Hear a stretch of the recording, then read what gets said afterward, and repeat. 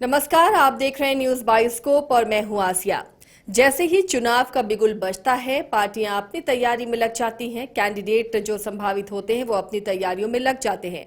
लेकिन जहां पर भी गठबंधन का जिक्र होता है या जब पार्टियां अलायंस में टिकटों का बंटवारा करती हैं, तो कौन सी सीट किसे मिलेगी, इसको लेकर बहुत संशय होता है। और जो कार्यकर्ता होते हैं अपनी अपनी पार्टी के, वो अपनी सीट को लेकर दावेदारी अपनी पेश करते हैं और अपनी मजबूती की बात भी कहते हैं। लेकिन जब सीट शेयरिंग होता है तो वो सीट किसके खाते में जा रही है, किस पार्टी के खाते में जा रही है और वहां से कैंडिडेट क्या कौन होगा, उसके बाद से ही बगावती तेवर शुरू होते हैं। और झारखंड में भी कुछ ऐसा ही हुआ है। यहां जब सीटों की शेयरिंग हुई तो अलायंस इंडिया अलायंस की तरफ से यहां पर कोडरमा की जो सीट है वो माले के खाते में गई है और वहां माले को तमाम जो इंडिया अलायंस की पार्टियां हैं वो सपोर्ट कर रही हैं। लेकिन इस सीट पर बीजेपी की तरफ से अन्नपूर्णा देवी है, जो पिछली बार भी यहां से सांसद चुनी गई हैं और लगातार यहां 25 सालों से वो विधायक भी रही थी। तो ऐसे में माले से विनोद सिंह है, लेकिन जेपी वर्मा जो जेएमएम से थे, जो उम्मीद लगाए बैठे थे कि ये टिकट जेएमएम के खाते में जाएगी तो वो चुनावी मैदान में कूदेंगे। लेकिन जब उन्हें टिकट नहीं मिला, जब पार्टी के पास ये सीट नहीं आई, तो बगावत तो उन्होंने भी की और यहां से उन्होंने पर्चा दाखिल कर दिया। अब ऐसे में इससे पहले चमरा लिंडा को भी आपने देखा होगा, लोहरदगा सीट से पार्टी के मना करने के बावजूद उन्होंने पर्चा दाखिल किया। ये कहा जाने लगा कि उन्हें मना लिया जाएगा, लेकिन चमरा लिंडा नहीं माने और पार्टी ने कार्रवाई की, उन्हें निलंबित किया गया।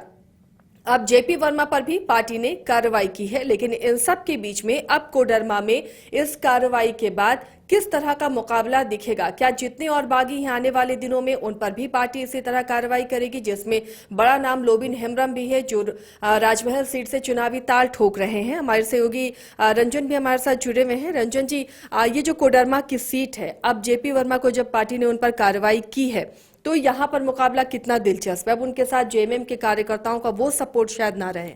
देखिए, मुकाबला कोडरमा में दिलचस्प होने जा रहा है, लेकिन ये भी कम दिलचस्प नहीं है कि जो झारखंड में चुनाव हो रहे हैं उसमें जेएमएम की ओर से बागी प्रत्याशियों की संख्या जो है वो ज्यादा दिख रही है। और इसकी क्या वजह है? मुझे लगता है कि जेएमएम को इस पर सोचना चाहिए कि क्या पार्टी के जीतने की संभावना अधिक थी, इस वजह से उसके प्रत्याशी जो है वो लड़ना चाहते थे, या फिर वहां अनुशासन की कुछ समस्या जो है क्या एक वो वजह ये भी कि हेमंत सोरेन जेल में है तो ये अनुशासनहीनता दिख रही है? ये एक बड़ी वजह है कि जब हेमंत सोरेन अगर बाहर होते, इससे पहले भी मैंने कई कार्यक्रमों में कहा है कि हेमंत सोरेन के नहीं होने से जो अनुशासनहीनता है वो थोड़ी बढ़ रही है। देखिए, जेपी वर्मा जो हैं वो कोडरमा से लोकसभा का चुनाव लड़ना चाहते थे और ये बात किसी से छिपी नहीं है। उन्होंने इस मामले में कल्पना सोरेन से भी रांची में मुलाकात की थी। लेकिन उसके बाद जब सीटों का बंटवारा होता है तो ये सीट जो है वो माले को चली जाती है। तो ऐसी परिस्थिति में जो एक अनुशासित कार्यकर्ता होता है वो अपनी पार्टी की बातों को मान लेता है, लेकिन जेपी वर्मा जो है वो नहीं माने। इसी तरह से खूंटी में बसंत कुमार लोंगा नहीं माने, तो लोहरदगा में चमरा लिंडा नहीं माने, और वहां पर अगर राजमहल में देखें तो लोबिन हेम्ब्रम भी नहीं माने हैं। तो कार्रवाई का भी जो आप देखिएगा तरीका, तो बसंत कुमार लोंगा को निष्कासित किया गया, जबकि आपको चमरा लिंडा को निलंबित किया गया। तो एक बात जो दोनों में थी, और जब हम लोग कार्यक्रम कर रहे थे तो हमने ये कहा कि चमरा लिंडा को इसलिए निष्कासित नहीं किया गया क्योंकि वो वर्तमान विधायक हैं। तो ऐसी परिस्थिति में पार्टी ने सोचा कि विधानसभा में व्हिप उन पर जो है वो लागू नहीं होगा अगर उन्हें निष्कासित कर दिया जाए, तो इसी वजह से उन्हें निलंबित किया गया। लेकिन जब बसंत कुमार लोंगा को निष्कासित किया गया तो जेपी वर्मा को निष्कासित क्यों नहीं किया गया, यह समझना थोड़ा मुश्किल है। और इसलिए भी मुश्किल है क्योंकि जेपी वर्मा अभी विधायक नहीं है। तो ये एक सवाल जो है जरूर उठता है। हालांकि अब अगर हम ये देखें कि अब प्रोफेसर जेपी वर्मा जो है वो चुनाव लड़ेंगे और चुनाव पर कितना असर डालेंगे, ये बहुत महत्वपूर्ण है। और अगर वो असर डालेंगे तो किसके लिए वो नुकसान कर सकते हैं ज्यादा। तो देखकर लगता है, जैसा आपने कहा, कि अब जेएमएम के कार्यकर्ता जो है उनके साथ उस तरह से नहीं लगेंगे। लेकिन बात जो है, अगर आप जेपी वर्मा को देखें तो जो उनका परिवार है वो इस क्षेत्र में जो है एक राजनीतिक परिवार के तौर पर जाना जाता है। और उनके जो चाचा है रीतलाल प्रसाद वर्मा, उन्होंने बीजेपी के टिकट पर 5 बार कोडरमा में जो है जीत हासिल की थी, लोकसभा के लिए चुने गए थे। बाद में अगर आप देखें तो रीतलाल प्रसाद वर्मा की पत्नी और उसके बाद बेटे प्रणव वर्मा ने भी यहां से कोशिश की, लेकिन जीत उन्हें नहीं मिली। और अब जो है वो जेपी वर्मा यहां ताल ठोकने की तैयारी में है। देखिए, प्रणव वर्मा जो सूचना है उसके अनुसार अभी भी बीजेपी में है, लेकिन अब जेपी वर्मा जो है वो एक निर्दलीय प्रत्याशी के रूप में चुनाव लड़ रहे हैं। आपको यह भी बता दूं कि जेपी वर्मा जो है गांडे विधानसभा से विधायक रह चुके हैं। 2014 में बीजेपी के टिकट पर वो चुनाव जीते थे और 2019 में सरफराज अहमद ने उन्हें पराजित किया था और उसके बाद वो कोडरमा में लोकसभा चुनाव लड़ने के इरादे से जेएमएम में शामिल हुए थे। तो क्या ये भी वजह है कि उन्हें निष्कासित नहीं किया गया क्योंकि गांडे उपचुनाव लड़ रही कल्पना सोरेन, ऐसे में वो वहां के विधायक भी रह चुके हैं एक समय में, तो उनका सपोर्ट, उनके कार्यकर्ता, उनका समर्थन वहां चाहिए? यार, दिखता तो यही है, क्योंकि अगर बसंत कुमार लोंगा निष्कासित हो सकते हैं तो उस क्राइटेरिया में अगर आप देखिए तो जेपी वर्मा भी उसी क्राइटेरिया में आते हैं। तो कोई ना कोई बात तो रही होगी। और चूंकि गांडे से खुद कल्पना सोरेन चुनाव लड़ रही हैं तो इसे जोड़कर देखा जाएगा।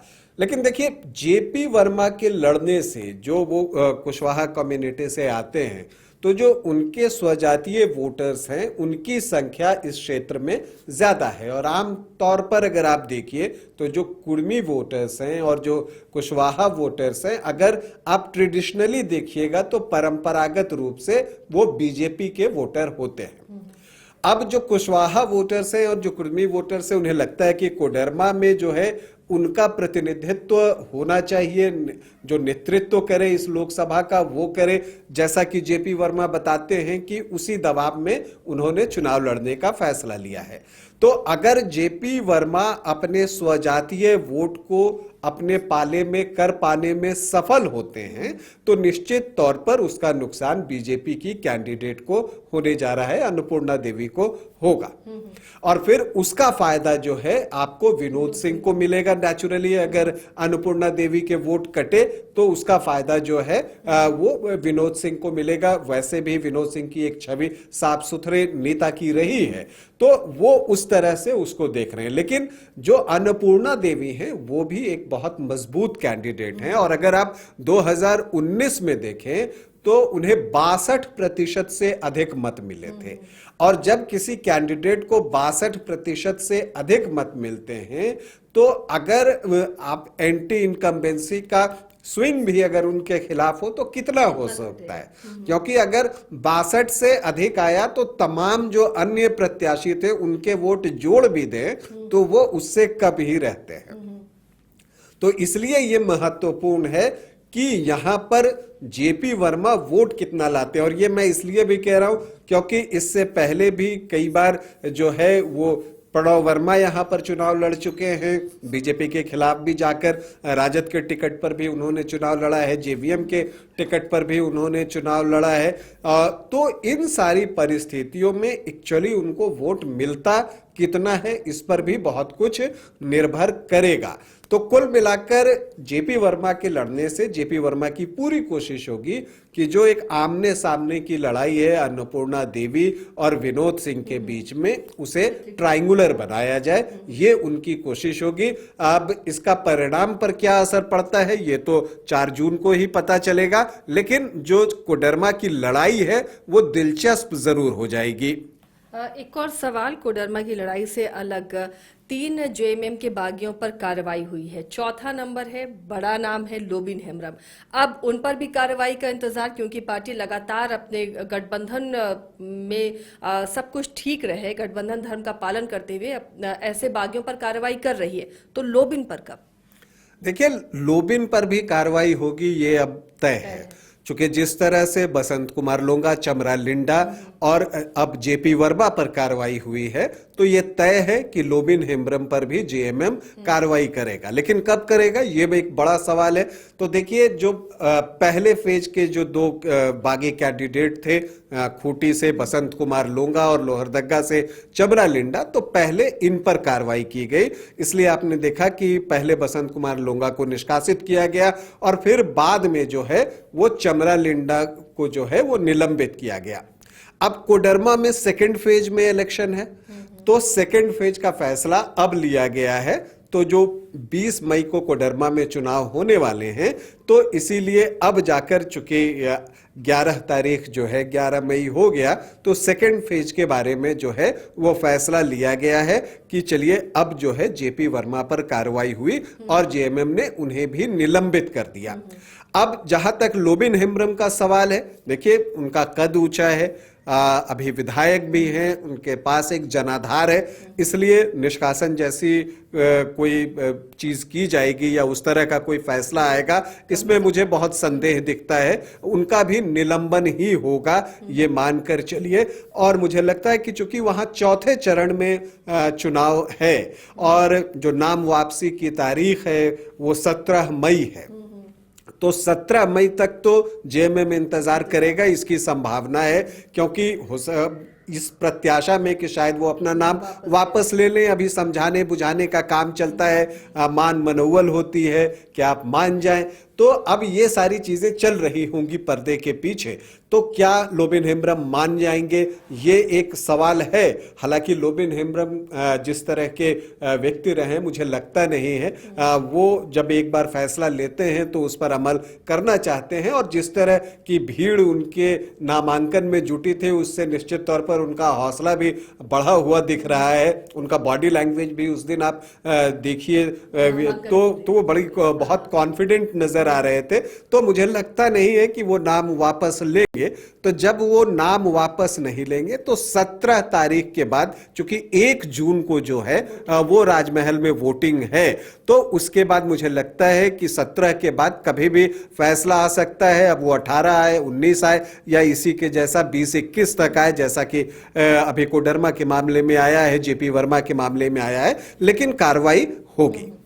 चलिए, तो जेएमएम भी अपने बागियों पर लगातार कार्रवाई कर रहा है, क्योंकि गठबंधन में रहते हुए गठबंधन धर्म का पालन करना है। और इस वक्त चूंकि हेमंत सोरेन भी जेल में हैं, तो पार्टी को एकजुट रखना है, मजबूत रखना है और अलायंस के साथ मजबूती के साथ खड़ा होना है, और इसलिए कार्रवाई लाजमी है।